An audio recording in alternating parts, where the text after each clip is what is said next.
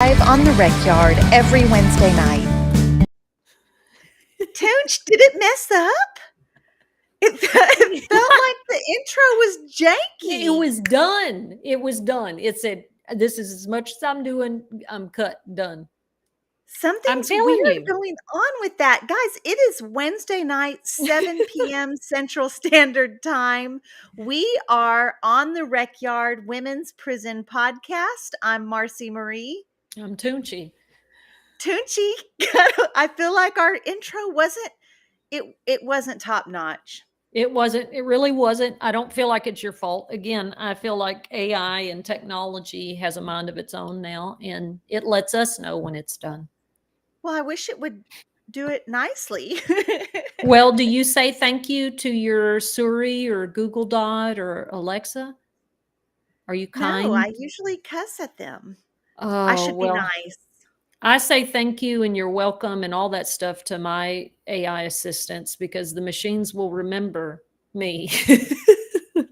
This is good information. I need to remember this. I also need to let the people know that we're not live again. We're doing it again. We're I'm pre-recording sorry. 2 weeks in a row, guys. Toonche apparently has made other plans priorities. No, honey, that's not it. It feels like we're second. It's not. This podcast is first in my heart, but I have something that's going to be going on for me long term that once a month I have to attend some very long meetings. So we'll hear more about it soon. I just I couldn't pass it up. I couldn't pass it up. We will hear more about it soon, and it's worth it in the long run. So I support you in that. Now, we are pre-recording, but I'm in the chat, guys, right now. If you are watching live, get in this chat and talk to me. I'm still going to be highlighting your comments and your questions, and you guys interact with each other like you always do. We appreciate that so much. Thank you for tapping your screen or hitting that like button, sharing the live. And if you're listening wherever you hear your favorite podcasts, please leave us a review. We love that so much. We were just looking at some of the reviews and we just love y'all's feedback. And if you have suggestions for shows or whatever, or suggestions on maybe Toonche should not wear a sweatshirt every podcast. Maybe you think she should jazz it up. Leave those kind of suggestions. We're here for it. If you I'm not. Yeah, I'm be not. careful. I am. I decided not to choose violence. You made a good choice right now. I don't know Thank what you. was going on in your mind. I was going to suggest some things too, but I won't. Okay, good job.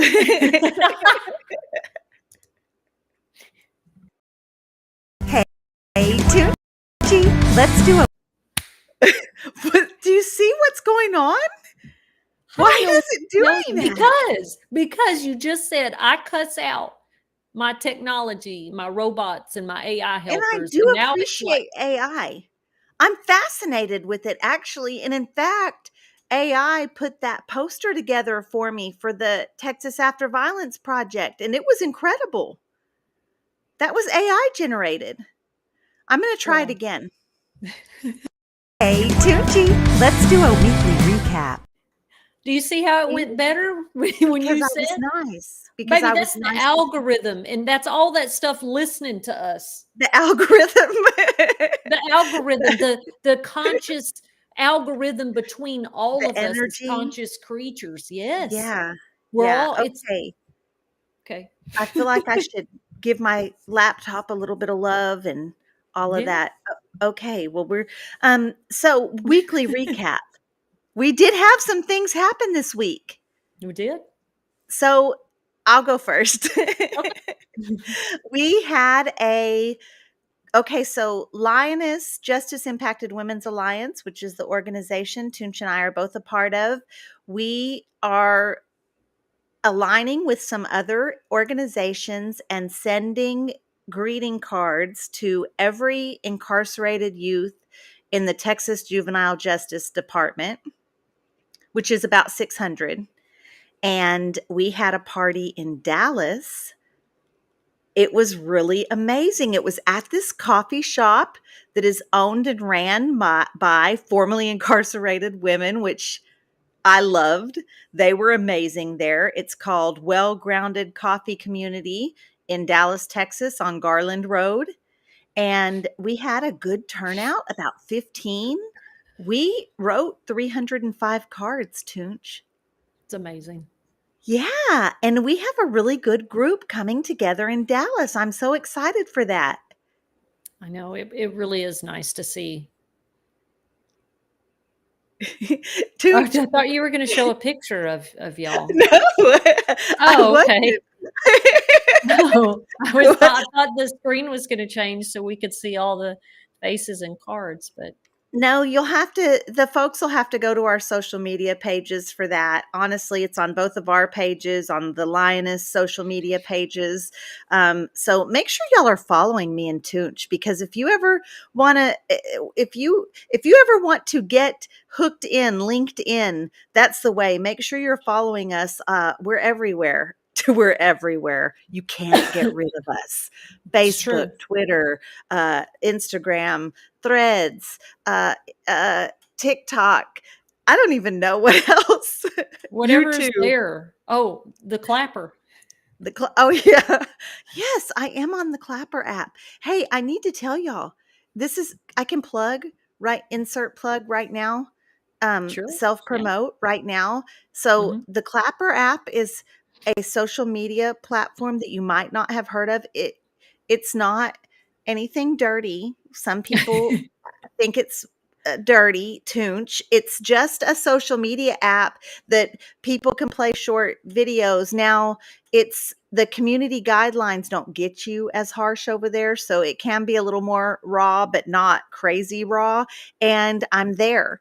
And come find me. I need you to download that app and come find me. I need your support over there. You can go to my website, marcimarie.com. The very first link leads you to Clapper. If you download from there, I get credit, and I really need that credit. Get that clap. Y'all go get that clap. Get that clap. Come get that clap. That's right. Tooch, what did you do this week? Let me shut up now. What did I do this week? As usual, doing all the things, right? But this weekend, me and Mandy, our Austin regional director, went to the Women's Storybook Project 20th anniversary celebration in Austin. So, the Women's Storybook Project is a program in the Texas Department of Criminal Justice. It is a nonprofit that goes in, and you were a part of Storybook. It gives the women an opportunity to record themselves reading a book that they choose for their kids. And the back then it was a cassette, then it was CDs. Now it's they upload it from an app, and the child gets the book. That way they can read along with mom. And members love it. All the ladies I knew that were in it really, really love it. So we were there supporting them, and we look forward to supporting and collaborating in whatever way we can to elevate that program. It's a beautiful program. And we It ran is. into Angelica with Girls Embracing Mothers, and who is a peer support specialist, who is just an amazing human being, who also is on the board. So great time this weekend. And I heard she's from D Town. So She I is. might, yeah, I have to contact her. That's amazing. I participated in Storybook, and I have the tape. I was, Oh. I was at my daughter's apartment, and this was out, and I snatched it. I don't even know if she knows I have it. This is the actual cassette tape from, gosh, 2011, when I participated in Storybook. And I did it for my 3 daughters. My sons were too old, because I think you had to be 12 and under or 13 and under, I don't quite remember, but, I recorded a tape for each of them, with the storybook, and I'll tell you, Lauren loved it, my 25-year-old now. Annabelle loved it. who is now 14, but my baby Lily, it was a little she wasn't okay. She was only 1.5, but it Mhm. yeah, so she didn't get to enjoy hers until she was a little older, about kindergarten age. But yeah, that was a great I love that. I need to find a cassette player. Right? You have to look I long wanna and hear hard what I for have to one. say, because you don't get to just read the book. You get to say a little message. Like, Mhm. I remember I was like, Lauren, this is mom, and I picked this book out for you because blah, blah, blah. And then as you're reading it, you can read it and then say, this is my favorite part. It reminds me of that time when me and you did whatever. Mm. So it's Mhm. really is personal. Yeah, it was a great. So I love that. It was their 20th birthday party, their 20th anniversary, Which which is huge. yeah. Mhm. 20 years of helping incarcerated mothers keep a bond with their children. That's huge. So I'm so excited that y'all got to be a part of that, and look forward to future collaborations with them for sure. Mhm. It was great. So tonight we are talking about surviving prison showers. Survival boy, oh boy. It's one of those topics that it's got to at least come up in the top 5 things that people ask. But I think that goes back to all those scandalous, what do they call them? Exploitation films of the 60s, 70s, 50s. Still, I'm sure, but that was the boom of it, of, Of the the girls ideas. prancing around Oh, with yeah, girl. bubbles floating in the air, and And all the this good-looking scandalous correctional stuff. officer coming in and Everybody's getting jazzy in the showers. Yeah, yeah. That wasn't your experience? Let me Should tell we y'all. Go ahead. Well, I was thinking, should we start with the first prison shower? But go ahead and tell us, girl, tell us. So we're saying surviving a prison shower. And I bet you everybody, well, not everybody, our community here is safe and understanding and very thoughtful. But those trolls and those grimers that you get on some of your stuff, oh, they're getting ready to hear the juicy juice. Surviving those showers mean not getting some type of infection. Right? It meant wearing your shoes, Not bumping wearing up your against shoes.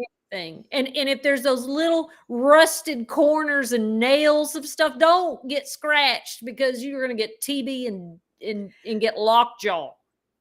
And showers in Texas prisons come in all different shapes and forms, right? So, I mean, some are open showers, some are, oh gosh, I'm just thinking about showering at Goree during medical Oh, transfer. It's like showering in a dungeon with oh, with six oh. spouts. I mean, all of these things, right? So, but there's also some that are individual shower stalls, some with a curtain, some with a metal door, but there are some that are so small that you're not bending over to shave your legs, because then your hiney's going to touch the wall of the shower. And I remember having such wonderful balance that I would just stand up and raise my leg up, pull my knee up to my chest so that I could shave standing perfectly straight, because I was not about to touch the side, and certainly not if I was shaving. Certainly not. And people are going to ask, oh, y'all got razors in there? Yes, we got safety razors. That's a one bladed safety razor. And if you lived in the dorms, you got to keep your razor and you could buy some from commissary. But if you lived in cell block, that got issued to you and you didn't get to keep that on you. And let me tell you, when I was in county jail, because we're talking about a different type of shower experience. That shower I got in county jail was like a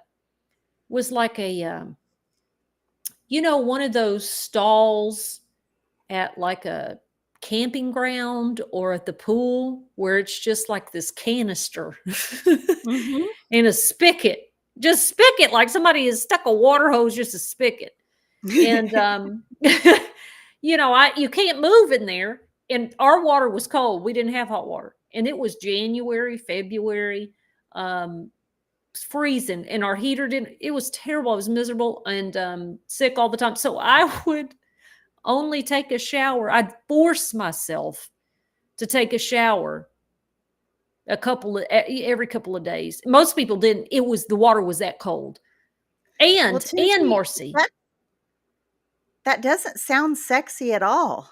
it wasn't, because what I'm fixing to tell you is going to get even more unsexy Go for for it. even me. Okay, so when I was in county jail, there was no curtain, period, at all. So everybody's in the day room watching TV, and there is the shower stall. That's this canister with the spigot, and people are just looking over, and you are butt ass naked, boom, just boom, trying to bathe in that cold water. Now, we they weren't giving us razors, okay, at all, Marcy, nor fingernail clippers.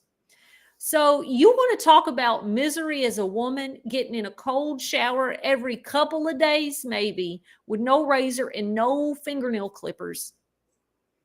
And I'm just going to say this. I am a I have a lot of body hair. Okay?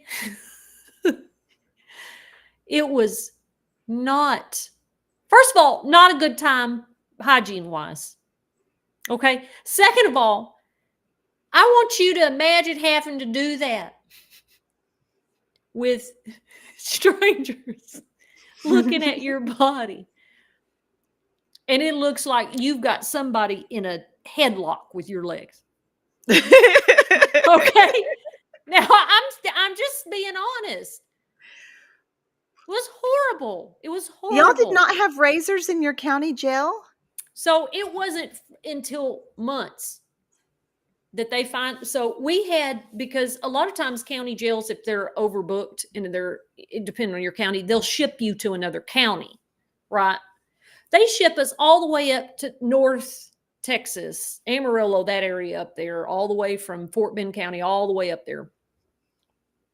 And it was a private jail, which meant it was run by one of the private companies, by the very same private company who ran my juvenile jail. And like I could smell Mm. the, like I was like, oh my God. So it was bad conditions from the jump. And so we stayed up there, and then when they moved us back into the newer jail that they had built, we started demanding razors. And so they would issue us one razor a week. And you had, that's all you had. And the nail clippers, everybody had to share those. I had a friend that kept a pair that she had stole hidden in her beans, and we would wash those off and share them with each other. But I want to say this, Marcy, is that my friend that had been with me, that I'd made a friend with the couple of months that I'd been there, when we get our razors, she finally says to me, "You look different." Okay. Y'all, if I have no modesty left, Marcy, because of my incarceration. No, you can't. You have to put Right. that stuff out of your head. You are bone ass, plain ass, butt ass naked in front of everybody all the time. And she goes, "You look different." She said, "Girl, I thought that was a butch thing." I was like, "Girl, you've gone too far." And I was like, I couldn't get a razor. We didn't have razors. A butch Mm. thing. No, ma'am. No, ma'am. I'm not all natural. Give me a razor, some clippers, some tweezers. See, in my county jail, the razors were kept in the picket. So there Mm-hmm. was like this, you couldn't be 100% certain you were getting your razor Oh, back. God. It was like a cubby hole with slots, Yeah. and it didn't, it was nervy. It was nervy, but, and then they only issued razors that one razor stayed in your cubby hole, I think, for 2 weeks. Ooh. That one single bladed razor, Oh, and get rust on you it. only could get them issued like between 4 and 6 in the morning or some really crazy. So I would get up early. Uh, I liked getting up early in county jail because I was the only one up for hours. So Yeah. I got a lot of quiet time, me time. So I would get up and shave, but yeah, most people just didn't. And of course, I was in the minimum security tank and I was the only one doing a lot of time. And those girls were in there for traffic violations and a few nights at a time. They didn't care about shaving, but uh, yeah, it was rough. It was rough. I was thinking in prison, there was a fiasco with the razors in medium Mhm. custody. And in medium custody, you don't get to keep your razors. You get one issued. It's only 1 day a week that's shaving day. And I Mhm. think that that's Saturday morning. So you have to, when it's your turn for the shower, the officer comes to your door, lets you out of your cell door, and then you have to give them your ID and they give you a razor. And then you have to turn your razor in to get your ID back. Well, there were 1 or 2 times that the box of razors that they had issued were used. Oh, And it was God. a huge thing. Ooh. They had not been turned back into property and supply to be disposed of. They were just set in the picket and the officers thought they were new. And you could tell because people that haven't shaved for a whole week, there's hair in the blades. And that's how, yeah, it was horrifying. It was really something. Most people had their own razor hidden somewhere. Most people didn't do that. But yeah, can you imagine Ugh. shaving with someone else? I mean, you can get a lot of things from that. Yeah. That's Well, and blood old razors, even if they're yours, those cheap, rusty. they start rusting. I Mhm. remember in juvenile, they finally allowed it, and I remember what they looked like. They were orange, real cheap single blade. They're one use razors. They're not meant to be for a whole month. And they would give us that razor for a whole month. And it would sit in a little cubby hole with our name on it and stuff. And it's like, it's no point in using it. If it's rusted, I'm not fixing. No, no. It- So surviving a shower means having a clean, you've got to survive. The razors they give you might be somebody else's, it might be rusted. and and what about laundry in the shower? Because you have to, guys, you have to wash your, at least your panties and bra, but probably your shorts and t-shirt Yeah. also. I washed all my laundry in the all my laundry in the shower. Like I washed all my bra and my panties and my t-shirt and my shorts in the shower every day. And it And just becomes part of your routine. you had to not touch the sides with your laundry. Right. So You're it is. washing really close to your body. Right. Remember And you're that? washing, and then you're twisting it, twisting, twisting, twisting, twisting. Yeah. And then you put it over your towel, and then like you learn to just take a shower in this very strange motion of not letting anything touch you. So I was locked up with a lady that would wash her TDCJ set. Now I Mhm. washed my set in the sink. Lots of Mhm. people did the shower, especially if we had bad law that was going to freak out if you were in the sink. But she washed her set and she left that thing all over the bottom of the shower because guys, we Ugh. can see, the doors there was a door, but we can see this much of you, like just above your breasts up, and we can see shins down. Like we know what you're doing in there. There's not a whole lot of coverage, but that lady's, her clothes were everywhere. And I just remember thinking, man, I don't even she's gonna catch something. Let me ask you, at Lane Murray, when years ago, when Lane Murray was first built and I was a teenager, in F dorm, the showers they were just open. There was no curtain, no wall, and it was just spigots. Is it still like that?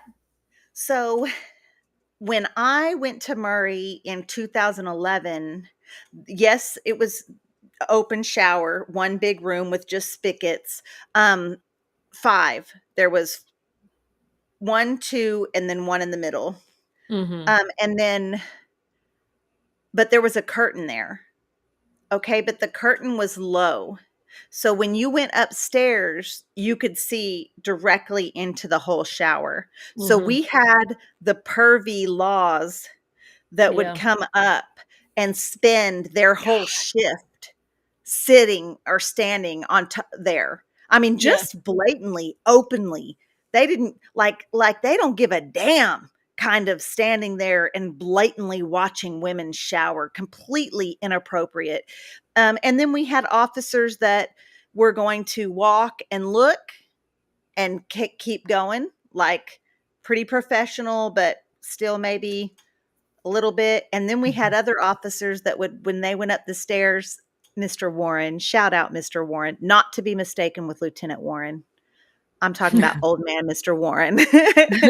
He would walk up those stairs with his little clipboard covering the whole side of his face because he didn't want anyone to feel uncomfortable. He didn't want anyone to think he was looking in the showers. But that was another part. That's a whole nother aspect of surviving a prison shower, is surviving the stinking predators that work in the agency.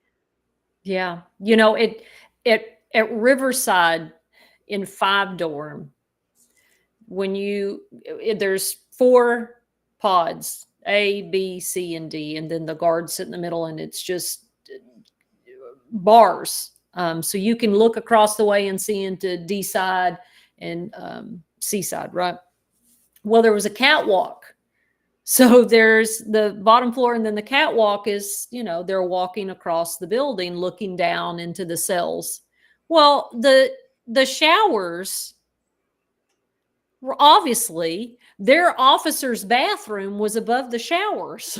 So they go Mm, up there to use the bathroom or do a catwalk, and they would creep up there real quiet. They were supposed to say, um, man on the catwalk. mm-hmm. The females didn't, but the men were supposed to do that. And not to say that women can't be creepers too, but more often than not, it was the male officers. And I remember that we had 3 showers in each side. And I was taking a bath, showering, and I was young, I was a teenager. And I guess sometimes Marcy, because I knew, okay, I'm a lesbian, so it just, why would men ever do this to me? Like, well, I would always get surprised that no, they don't care, right? And I remember taking a shower and I could feel it. I could feel somebody looking Mm, at me. And I know I can tell you his name. His name was Mr. Hill, old man. mm, Mean mother, almost cussed all the way. But anyway, I was taking a shower and I just looked up, and it was, I can see him. He was standing there with his hand like this, leaned over, just looking straight down. I mean, I made eye contact. We just looked at each other. He never moved. He didn't oh give a, my gosh. girl, No, I they just don't care. turned my They shower don't care. off, got my towel, got dressed, got out of there. And it was like I never heard him come up there. These I was the only officers, one in the shower too. I was the only one. I'm so sorry that happened, Yeah. because how mortifying to not only just realize, oh, somebody's been creeping on me, but then to make eye contact and him be so brazen not to even move after you identified what he was Yeah. creepy. Like, I'm so sorry that happened. And these officers are so brazen and bold. I mean, in F Dorm, they're on camera. You're it's so okay in that culture in there for that to happen, that they boldly stand for hours watching women shower on camera, Mhm. not not even fulfilling their other job duties Yeah, because they're just supposed to right be in your face. walking. They're supposed to yeah. I Nasty. mean, And my thing is this, just nasty. Here we are in these filthy showers, in these big ugly shower shoes. They look and feel like rubber, like tires. And I used to say that, the female officers that would geek out on us because they think we're having sex in the showers all the time. And I'm not saying people didn't, but quite frankly, Marcy, it really wasn't that often because no. people thought the showers were gross. And I said, I do not feel sexy. I don't feel in the mood. I don't feel like I am, you know, living my best life or I am Don Juan Mm-mm, or the most suave mm-mm, with shower shoes on. Those mm-mm. big ugly shower shoes. Trying to be sexy in a shower that is corroded with rust. Mm-mm. Sometimes tampons that just got pulled out and Oh, thrown. yeah, that's a whole 'nother thing. That's a whole 'nother surviving a prison shower is surviving whatever's on the floor left behind from whatever wackadoodle has showered before you, because it might be a well, I'm just gonna say it, a bloody pad stuck to the wall. Stuck right to the wall. Just And stuck right to the girl, like it used to, Marcy made me so mad, especially, go ahead. I'm sorry. No, Because I'm I'm gonna listening, let tell me. y'all have it who are watching that some of you were the ones that did it. Okay.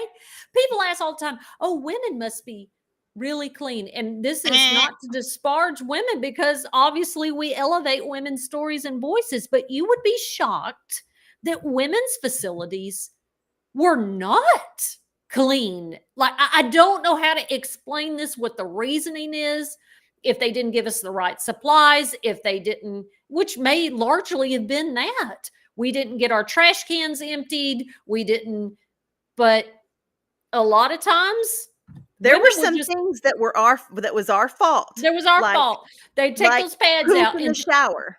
why? Poop. Why? Poop in the shower. My friend, who has been on the show, and I'm gonna tell her, Lainey. Lainey has been on the show. She was on our Thanksgiving show. She was on one of our earlier episodes also about strip searches. But she was an SSI one morning, and I had gotten out of the shower, come in from rec, gotten out of the shower, and then I was in my cubicle, and she's like, Marcy, who got in the shower after you, girl? And like we're counting it down. Okay, it was so and so, so and so, so. She's like, somebody took a big old SHIT in that shower. I'm like, what? What?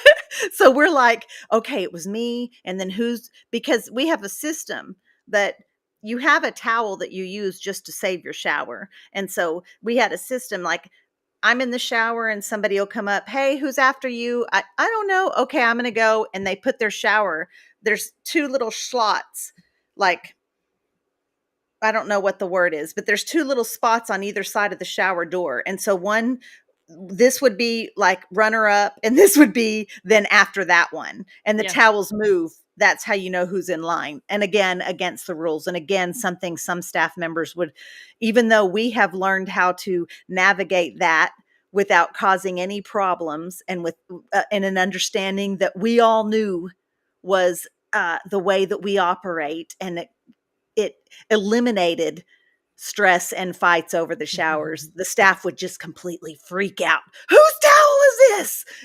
But anyway, that's so crazy. And we're like, this is obviously a system that works, that prevents people from fighting over the showers. But okay. Anyway, so we're like counting. I'm like, okay, I remember whose voice was that. Okay, I remember. And then I'm like, oh, okay, okay. Like we're counting it down because somebody had literally not like had an accident. It was like a poop, a regular poop you would find in a toilet that didn't get flushed, that kind of poop, like just sitting there. in the shower. What we don't know what these women are doing in there, y'all. We are not having a bunch of sex and crazy lustful sex scenes, Orange All is the New these Black style in right. the Give shower me a area. break. It's not happening in the showers. If it is quick and to the point and getting out of there because how do, you know, because even though women can get down and dirty just like anybody else, for the most part, I feel like we do have to have some type of emotional, sensual feeling of this is hot and sexy to, I think that's part of our thing. And when you're in a shower stall in prison, that's not the place. Let me tell you something. I would, I would lock my glasses up before I got in the shower and then hide my key or keep my key on me. Because our shower stalls in the dorms were right there, and we had curtains and some people would carry their glasses in there because they were just paranoid that somebody would get them because that was a whole thing. Either I'm going to Mhm. retaliate and break your glasses because getting glasses was a nightmare, and they were like gold. I remember I'd broke the arm of mine. Girl, I cried. It was like I was in pure panic. And at least I worked in education that I was able to glue it back. But I would never take them off during strips, even though I was supposed to, because I was afraid they were going to see they were altered. But Mhm. anyway, Because that little dot of glue, people could have gotten those glasses taken away, compensated. Mhm. confiscated, not returned, and a disciplinary case. Yes, and I couldn't see. And my first year in TDCJ, I couldn't see because my glasses when that morning that happened, my ex-girlfriend's sister, baby, she slapped the out of me when I came through that window, and she slapped them glasses clean off my face and broke them. Boom. So So they I were didn't broke when you went into the system, they were broke. So I didn't have them at all. So when I was in county jail, they don't give you good medical services or care. Sorry. If you need glasses, somebody's going to have to pay for you an appointment and we can transport you. And that wasn't happening. And my friend at the time was like, my other ex girlfriend, um, hey, girl, if you're watching. All Um, my exes live in Texas. Well, well, not quite, but East Coast, West Coast. But anyway, so I had to do that long, vigorous road of a year long of eye chart test. Y'all, you have to do 3 eye chart tests. You have to fail 3 of them before they will schedule you appointment to the eye doctor to get a pair of glasses. And then the TDCJ glasses, we called them birth control. And you're like, why? Because they were so ugly. That was your birth control. You weren't ever like they were here and they won't stay on your face and they're real big. And they kind of were that status symbol of, okay, well, if you see somebody with TDCJ glasses, they're probably indigent, right? Because they don't have anybody in their family to be able to mail them glasses because you could get your glasses mailed in. Anyway, that was why they were so important to me, because I didn't know if I was going to get another pair because sometimes that girl was mad at me. But anyway, so I made a point back to the showers. I made a point to never have my glasses on when I went to the shower area because at least for me, I couldn't see. I couldn't see the floor. I couldn't see the bottom of the shower curtain. What? The stuff at the bottom of the shower curtain. oh, yeah. Who in their right mind is having sex in there? I It's just just not wanna right. say, protecting your stuff while you're in the shower, that might Yeah. be a part of surviving, but I also wanna say is I've have fought in the showers. You Have were you ever naked? You were no, naked? I well, I'll tell you this story first. So in F dorm where it was open showers, I was showering and 2 girls started fighting. They weren't showering, they went to fight. So they're dressed tennis shoes, hair up. They're there to fight. Well, I'm just trying to wash my hair. You hear me? I got out of that shower quick, fast, in a hurry. I was still green enough to be very nervous about the situation and not know that I can just step away and I'm not going to get in trouble. Like, I didn't know what it was going to be, but that was a whole nother. That was my first experience with knowing that showers was kind of the place that you could fight. But no, I I popped in on somebody's shower one time. She had It was a girl that got caught up with some pills, Mhm. and she snitched out everybody in the dorm. I mean, it was like 8, 9, 10 of us got called to safe prisons for various Oh boy. disciplinary cases. Like my play sister Quita had a perm. She got an officer to bring a perm into her. I'm just putting her business out here. An officer Golly, brought a perm in for Marci. her hair, and I put it on her, and so Mhm. that got ran in. My play mom had moved money around, and so that was a couple of cases. Brittany had been out of place. Brittany, my wife, my prison wife at the time, she had been out of place in the dorm with me, so her and I had gotten cased up, but it was several. And anyways, it happened. We all got called like back to back to back to back. And we're just like, this is just very interesting. We know it's her. Guess what? I need people to know that the laws are messy. They Oh, like yeah. to tell who Oh, they'll told. tell. They love it. They live for it. And they don't give a damn about the consequences. They enjoy that. The aftermath. They love it. So we all knew who had done it.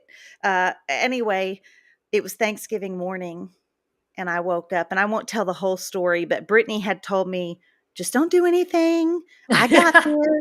I'm going to get her. The girl worked in the kitchen. Brittany's like, just don't worry about it. But I woke up, and I remember waking up and like doing that morning stretch. And I looked over, and that was the first person I saw. And I was You're like, like, "Nope." well, this is a wrap. I walk around and I wake my friend up. I touch her on her feet. I'm like, Erin, baby, get up. Get up, honey. I'm fixing to get this girl. And right about that time, that girl went and put her towel on the shower. So yeah, that has happened. I did that. That has happened. I'm sorry. Green Eyes Well, was her nickname. I'm sorry man, that happened. I'm sorry you snitched, and I'm sorry that I did that. This is not something I would ever do out here, but when she prison said out rules. here. Prison rules. I don't know. When in Rome and all that, I don't know. I don't have a good reason. But Well, I mean, that was the time and that's what happened, and, you're in the shower, you're vulnerable, right? Like, yes. you're naked, you're vulnerable. I'm surprised I didn't see more people, but I think for us at Mountain View and at Crane, those showers, well, other than Sycamore, they have an outdoor shower like Hilltop does. They have to leave the dorm to go to the showers, which is a nightmare for them. Um, Winter, it don't matter. And then they would get written up if they tried to wash off in the sink. But at Crane and Mountain View, the toilets are here, the sink's here, and then the showers are here, and they're all stalls. And then the pipe chase in between the two dorms is right here. So the officer actually could be looking through that little grate right there into the showers, which they did.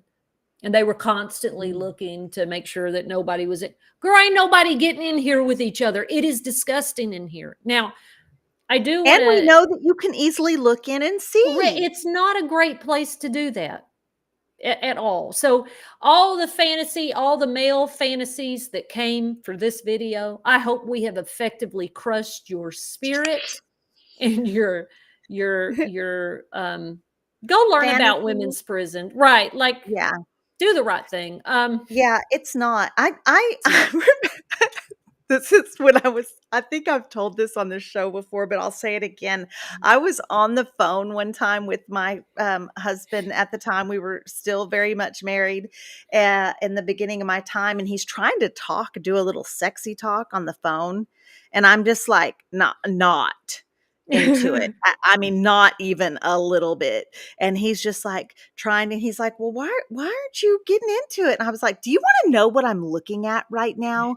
Like, let me just describe whatever kind of pillowcase bubble bath fantasy you have about a women's penitentiary. Let me break it down for you. This is what's really happening, and it's far from sexy. Now, does sex happen? Absolutely, but not in this huge lustful scene. Like I love on Wentworth when they're like in the cell.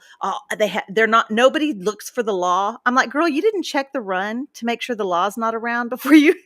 You know what I Right. mean? Like, let's get real because you have one ear completely open to whomever's holding eyes for you. Like it's not whatever Right. whatever you're thinking, it is not. It's just I not. don't want to not talk about the first prison shower. I don't want to not bring that up because honestly, I did a video and y'all, they I don't know if the Christmas spirit has choked people up or what's happening. I don't know what's happening, but I've gotten so many ugly, hateful comments, It's far crazy more, far more than than normal. usual. It's so weird. Yeah, and I'm not the only one. Other people are saying it also, and I just really think y'all are stressed out about the holidays, the end of the year. How are you going to afford Christmas? What, your taxes, whatever. What is going on with you folks? Take a breather and stop coming for us because we're just living our life, telling our stories. Y'all are Right? We're mad. just telling stories. How can you get mad when I tell you what happened to me in prison? Why does that make you mad? Why does it's so weird to me. So I tell a story about the first prison shower. I don't know if we want to play it. Should we play it, Toonch, or not Play it. really? Okay, here we go. That first shower in the penitentiary, it is brutal. I saw someone else's video talking about this, and I can't believe I've never shared my story with you guys. I put her video below. Make sure and go watch it. Y'all, that first shower is the first day you get to the penitentiary, at least in Texas and women's prisons. You get there, and it's after this horrific strip search. That's a story for another time. Basically, right after your strip search, while you are still butt naked, no clothing, no coverage, you're not holding anything to cover you, completely naked, you walk from the area where you had gotten strip searched all the way through this big warehouse looking room with caged women all around, no privacy, lots of people. You walk to this shower area, which guess what? It's also open so that everyone can see, no privacy. And you are forced to get in the shower. You're handed this little tiny green bar of lye soap, and you're told, wash everything. And I remember, like, okay. And I'm washing, and she's like, your hair too. And I'm like, with this bar of soap? Oh, okay. And I'm washing my hair, and she, get in that booty. I'm like, God. okay. That's literally how it is. And then when you think it can't get any worse, she throws some powdery substance on your upper body, mostly trying to get the top of your head. She doesn't tell you what it is. She didn't tell you it's coming. It just hits you. And you're like, oh, she says, now rub that all in. Okay. You know, and so here I am with this tangled, soapy hair, rubbing this powder substance in where everybody can see, not even knowing what it is. Then she says, rinse off. And so stand under this shower that it's got like two little streams of water with no pressure, and you're trying to get this stuff out of your hair, and you're trying to get all the soap off of your body, and everybody's watching and everybody can see, and it is Mhm. humiliating and degrading. Only later did I learn that powdery substance that was thrown on my hair was some kind of delousing in case you had lice. It would kill any bugs on you. It was a pesticide, basically. It was a pesticide. Yeah, It it was was. straight. It was. There's probably warnings on that stuff that they put on us. It's like if people have seen Shawshank Redemption, the first day he goes in and they hose him with a hose, and then they're like, turn around, and they're throwing this powder on him. It's delouse. That was a terrible day, Toonch. Well, and That I'll whole it mm, is, Marcy, and until you described it, I couldn't even. I vaguely remember that the second time I came through when I went through Plain State for intake, but I barely remember it. But when I was a teenager and we did intake at reception at Crane, right? There was no Plain State, there was no Woodman. It was all through there. And let me tell you something, crowded, disgusting, decrepit building. I don't know how they remodeled that to put the hospice over there because those wings were old as and gross, right? And the showers, so you'd have a run and you'd have a caged day room with just benches. There's nothing else in there but benches because you're spending all day waiting for diagnostic stuff. And down the run would be over here to the left is this almost closet like dark, like Goree. You know how Goree was real dark all the mhm. time, and the showers, like you said, is just spigot one, two things of streams of water, and barely a curtain. And then down the run was the the cells, and this was very old school, like you would see in a 1950 movie. Okay, that's how Mm. the cells are at reception. And I remember that we were all crowded in there. I mean, I was a kid and I'd gotten dropped off by myself. Well, I got there with a Dallas County chain, and I'm 17, fixing to be 18. Well, I think I just turned 18 a day. I was like 18 one day. And I'm scared. I don't know what to do. And there's all these women and there's all this chaos and all of this stuff. And I remember we were just like herded like cattle into this dark little shower room.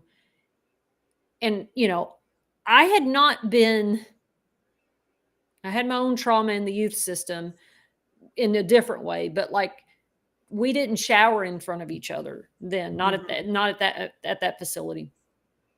So this openness all the time was like, oh, I don't even know what to do with this. And I remember being crowded in that little shower. And there was no light. The light bulb was out. Mm. And it was just bodies, Marcy. It was just bodies squeezed together, like touching, like just barely got water on. The smell, and that little bitty bar of lye green soap. And the officer just standing there screaming at us, watch this. You better bend over and and wash your hair. And I had long hair. And it was just, and then getting that powder thrown on us. It was anybody that has their male gaze on for scandalous prison showers in the ladies' facility. That's what it was. It was horrifying. It was. It was horrifying. I was automatically just thinking about some of these comments in that shower video um, that first of all, a lot from men saying, yeah, that's kind of how it was. That's similar, like a similar experience. I will say that the stories from men versus women, we were shamed, body shamed. We were. I mean, no one was telling a man he was a fat ass, or that nobody was making fun of his stretch marks or the way that his private part looked, or, that's the kind of things that you would hear from staff often. Not all staff, again. So don't come for me. Don't come for us. But some staff, and plenty, enough to cause a significant amount of Right. trauma, Right. frankly, would. So a lot of supportive comments, just like saying, hey, but then just a lot of it like, don't you realize that this shower incident was a direct consequence for your actions? Like, um, I think How? that, yeah, yeah. I mean, for getting arrested, for committing a crime, there are a number of people that believe it does not matter how incarcerated people are treated because they committed a crime. And so I just, beyond the fact that we know treating people like SHIT does nothing to make our community safer. Like, it only breeds more anger and violence. And besides that, I just think, why is it okay for it's not okay for someone to make a bad decision and break the law in one form or another and land themselves in prison, but it's okay for people to get paid to commit crimes against that person, because that's what happens in prisons. Right. It's legalized criminal activity. I mean, it's crimes. If it happened out here, they would be assault and a Well, and the plethora of thing is, things, sexual Marcy, harassment. under federal law, under state law, those things are. But it happens and nobody says a whole lot. Nobody's held accountable often. And it does go back to this thing that, well, because I made a mistake that was bad. And some of the women we were locked up with, I mean, your financial mistake is certainly considered, nonviolent. Mine were considered violent. So even then, how do you justify? How do you? I understand when people direct that towards me, right? Because those there are such strong feelings when people commit more serious types of violent offenses, right? Well, and Even though it's out of mental health, but how do people even justify having that kind of attitude? The, oh well, you get what you deserve, whatever torture it is that's happening to you. They even justify it for people that are there for not violent things, and it's they like, justify it for people that are there for 2 years for addiction charges. I mean, honestly, but and then I get a lot of, this isn't true. That's not true. She's lying. oh jeez, And baby, I if just I started tagging people. I started tagging my girls. yeah, Who did I do time with? Tag, tag, tag. Tell this hoe how it goes down. well, And but that goes I to worked it. I even had a message saying, I worked at Plain State when you came through. That didn't happen. Well, you didn't work at intake. You right. didn't work in that area, because I want to tell you something else. You can work at a prison and still not know what goes on from day to day there, because we lived there 24/7. Don't come to me and say, I worked in corrections, so I know. No, you worked in corrections, so you know what happened about 40 hours a week. Right. I Right. know what happened 24/7 for a decade. Well, I worked on that unit. That never happened. Well, you didn't work at intake, and it's still happening, because when this video came, my girls came in strong. Girl, you just gave me flashbacks. And then I didn't even mention the prison's name. And I had so many on here. Plain State, Plain State, Plain State. Everybody knew. Everybody knew. Y'all Well, get me fired up about this visit. and that's what's so shocking is that they're not doing that to them people on that medical transport, though. No, they You aren't. know, they're not doing that. Now we got to fix that. This still happens on intake, that people are um, being treated like that at all. Um, Mhm. And I it even remember I worked in the kitchen at Plain State. I was a butcher, but I would volunteer to I had to prepare the Johnnies for intake for the girls coming in. And I remember even just going into that area, the way oh, that that staff talked to us compared to the rest of the staff, it's mhm. like they are told to be that way. They are told to break somebody down to make them feel like nothing. Girl, we're at the end of our hour. You've got just a few seconds. Yeah.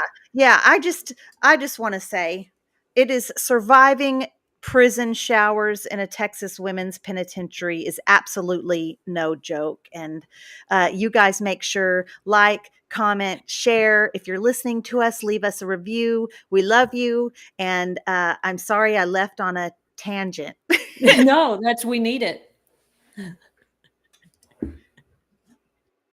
Thank y'all for hanging out with us on the Rec-Yard Women's Prison Podcast with Marci Marie and Toonche. Make sure and subscribe to our channels so you'll never miss a rec night.